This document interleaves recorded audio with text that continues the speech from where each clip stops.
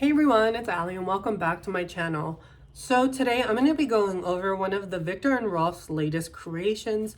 It's a newer release that just came out not that long ago. It was one that I had seen for a hot minute. I had seen the promotional stuff for it and I was super fascinated by this fragrance. I really enjoyed the promotional posters and stuff like that they did, and I was really fascinated by the bottle. I thought the aesthetic was really cool, so already I was super hyped up for this fragrance and I really wanted to try it out. The fragrance that we're going to be talking about today is by Viktor&Rolf, like I said, and it is called Good Fortune. Now, for those of you who don't know, Viktor&Rolf is the iconic brand that created Flower Bomb. Those of you that know Flower Bomb know how hyped up it is in the community. It is an iconic fragrance. It has a huge cult following, and for good reason. It's classified as a gourmand floral fragrance. It's definitely a floral bomb, like that's why it's called Flower Bomb. With these really sweet, delicate, girly nuances. It's like a floral gourmand patchouli fragrance that is just so gorgeous. I honestly love the DNA of Flower Bomb. Some people think it's overplayed and overhyped and over this, over that.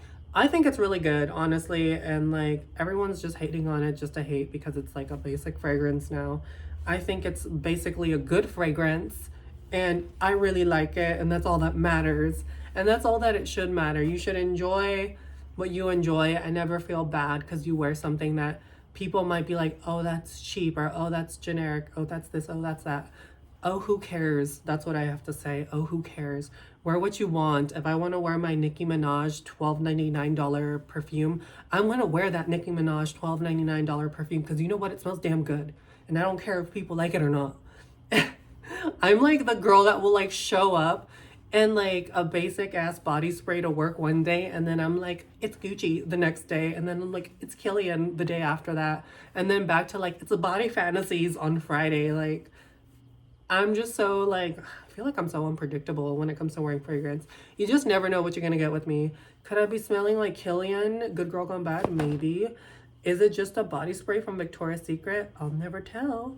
Like, girl, it's a gamble every single time. But yeah, I went on like a long tangent.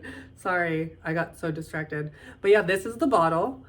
I really love the bottle, but let me get into the fragrance, I guess, first, because this one is sort of simplistic in its approach when it comes to the fragrance breakdown. You have fennel in this, jasmine, Madagascar vanilla, and there's a floral note in this that I cannot pronounce for myself. It's called like gentiana or something. Gentiana. It's like this purple looking flower. I feel like the flower sort of matches like the aesthetic of the juice of the fragrance and the cap. I honestly really love the purple colored juice. I think it's very pretty, and I love this shade of purple that it's got going on. I think it's so cool, so unique. And I love this sort of globe, sort of like crystal ball aesthetic. And you can see it in the promotional campaign that they did for the fragrance. It's got this sort of like gypsy crystal ball theme going on. Very like mysterious and sort of dark. Lots of purple in the campaign. And it really does match the bottle as well. And above the bottle, you have this beautiful cap. And the cap is meant to reflect this sort of faceted amethyst effect, and it definitely, when I first saw it and pulled it out of the box, I thought it was a real amethyst. It's so well done, and it has this sort of faceted crystal sort of effect. It's really pretty. I honestly like it. I think it's unique and I think it's interesting and different. The only thing I don't like, and this might just be like a little flaw, is that I have it sitting on my vanity, and depending on how the cap is placed, it'll make it look like it's off tilted or like off kilter. Like, it's really weird and hard to explain, but because of how it's supposed to be like a faceted crystal cap, it makes certain shapes and shadows that makes it look like the cap's on like wrong or crooked or not on right. That's the only thing that sort of weirded me out about it. Like, if it's straight on, like, it's fine, or at certain angles, but like, I don't know. It just bothered me because I would look over and be like, did I not put the cap on right? And then I'd go to fix it and I'm like, no, it's on right. It's just the light reflecting off of it and just how it's shaped that makes it look sort of funky. And it sits on this gold pedestal too, which I thought was an interesting touch. It is a painted gold pedestal. It's not like actual like metal or anything like that, at least not that I can tell. It is painted glass. It's a beautiful glass bottle. The plastic is cap. It's not, or the plastic is cap. The cap is plastic. It's not a real crystal. So keep that in mind. It may look like an amethyst, but it's a plastic cap.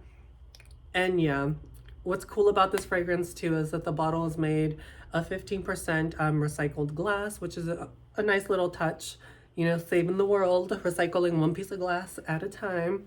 And it's a vegan formula. So if that's important to you, keep that in mind. It is vegan. And yeah, but what we're here for is the fragrance. Is the fragrance good? What do I get from this? Well, let me tell you, girl. It's definitely a floral bomb.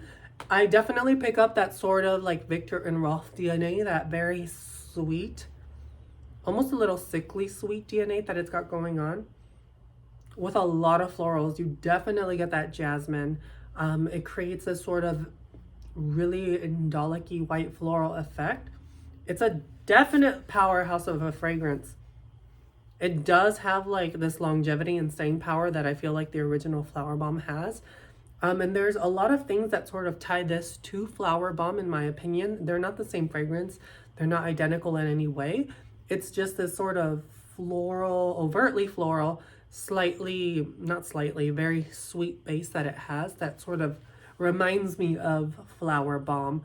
I will say this one almost teeter-tots in the gourmand category without ever becoming gourmand, but it always just sort of teeters on the line because of how sweet and vanillic this fragrance is. But like I said, it never goes into full-on gourmand territory, but I can see some people being like, oh, is that like a gourmand vanilla fragrance with like slight florals?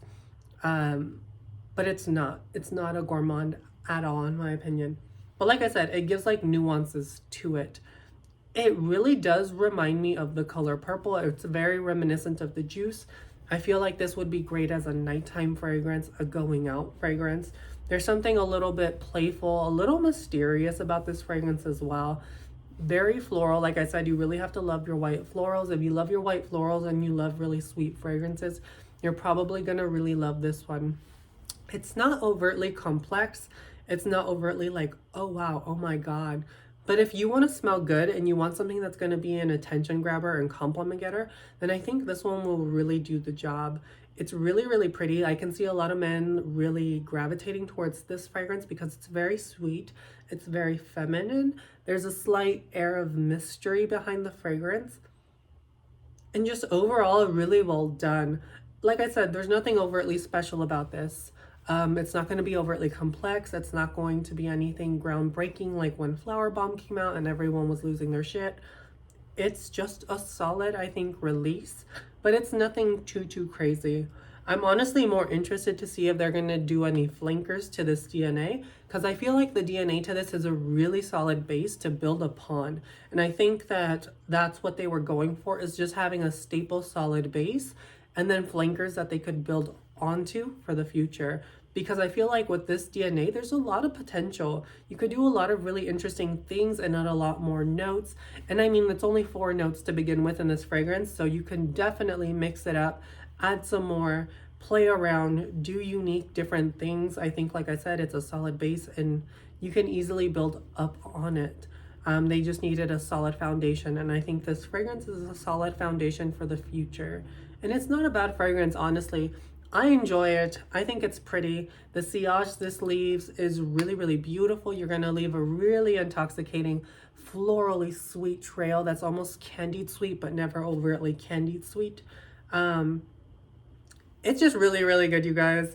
It's not like I said, anything special, so don't go out there and like buy it and then you're going to be like disappointed because it wasn't like some crazy niche thing that you hyped up in your head. It's a beautiful fragrance that's marketed towards, you know, the masses. That's really going to appeal to a lot of people. I feel like a lot of young people will really like it.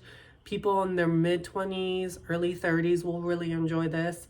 Anybody could wear it, but I feel like that demographic is going to be the one that's going to really gear up towards this fragrance and really enjoy it the most.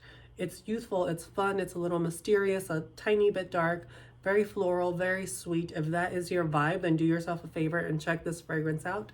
Definitely a good one. I enjoy it. And more than anything, I really enjoy the bottle. giving me gypsy crystal ball vibes. I really like it, and I'm happy I have it in my collection. And more than anything, I'm excited to see what flankers come out for this, because like I said, I think there's a lot of potential from the design to the juice. If they do like different flankers with different colored juice and different colored crystal caps, I would totally be here for it. So we'll see. We'll see what they're doing. I'm gonna keep an eye out on that company because I'm excited. And yeah, that is the bottle. Oh, one thing to note, they don't have this. Typically, I had mine engraved or whatever they do.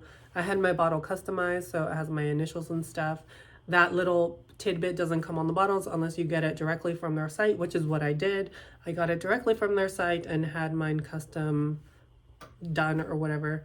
And yeah, till next time, you guys, I hope you enjoyed the video, and I will catch you in the next one. Bye.